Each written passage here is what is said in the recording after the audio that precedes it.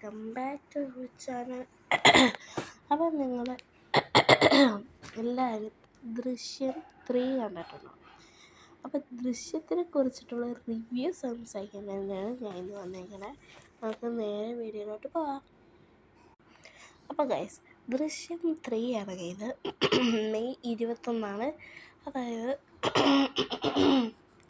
ലാലേട്ടൻ്റെ പിറന്നാൾ ദിവസം, അതായത് മോഹൻലാലിൻ്റെ പിറന്നാൾ ദിവസം. ബർത്ത്ഡേയിൽ മോഹൻലാൽ അങ്കിളെന്ന് വേണമെങ്കിൽ നമ്മൾ മുത്തനെ നമ്മൾ വിളിക്കും. സോ മോഹൻലാൽ അങ്കിളുടെ ബർത്ത്ഡേ ദിവസമായിരുന്നു 21. അന്നാണ് നമ്മുടെ ദൃശ്യം 3 ഇറങ്ങിയത്. സോ ഞാൻ മെയ് 23 കാണാൻ പോയി. ബട്ട് വീഡിയോ എടുക്കാൻ ഇത്തിരി ഇതൊക്കെയാണ്, അത് ഞാൻ വീഡിയോ എടുത്തിട്ടില്ല. കാര്യം അവിടെ നെറ്റില്ല. ഞാൻ മസ്കറ്റ് മാളിലാണ് പോയത്.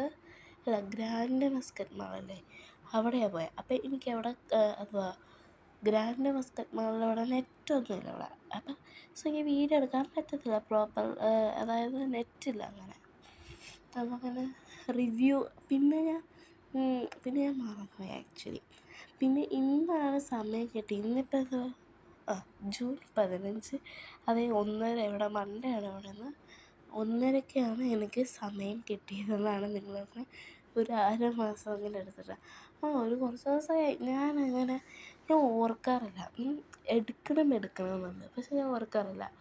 സോ ഇതുവരെ ദൃശ്യം 3 കാണാത്തവർ മസ്റ്റ് വാച്ച് എന്ന് മാത്രമേ എനിക്ക് പറയാനുള്ളൂ. റിവ്യൂ എന്ത് രസം, അടിപൊളിയാണ്. ദൃശ്യം 1-ഉം 2-ഉം കാണാത്തവർ ദൃശ്യം 1-ഉം 2-ഉം കണ്ടിട്ട് വേണം 3-ാമത് കാണാൻ. കാര്യം എന്നാൽ നിങ്ങൾക്കൊരു പരസ്പരം ബന്ധവും കാണിക്കത്തൊന്നുമില്ല, ബന്ധമൊന്നും പരസ്പരം ഒന്നും മനസ്സിലാകത്തില്ല.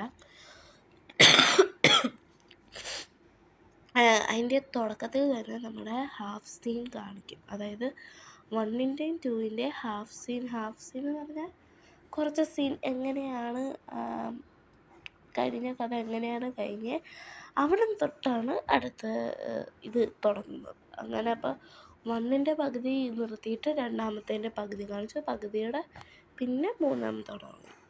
അപ്പോൾ എനിക്ക് ആദ്യം അത്ഭുതമായത് ദൃശ്യം എന്ന് പറയുന്ന സിനിമ ലാലേട്ടൻ ഇറക്കിയെന്നാണ് എൻ്റെ ആദ്യം.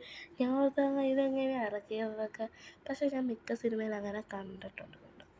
അപ്പോൾ ബട്ട് സിനിമ ഈസ് ഗുഡ്. എനിക്ക് സിനിമ ഭയങ്കര ഇഷ്ടപ്പെട്ടു. എൻ്റെ അമ്മൂമ്മയ്ക്ക് ഇഷ്ടപ്പെട്ടില്ല, എനിക്ക് വളരെയായിട്ട് ഇഷ്ടപ്പെട്ടു. സോ ഇത്രയേ ഉള്ളൂ ഇന്നത്തെ വീഡിയോ. ഇഷ്ടപ്പെട്ടാൽ ലൈക്ക് ചെയ്യുക, ഷെയർ ചെയ്യുക, സബ്സ്ക്രൈബ്.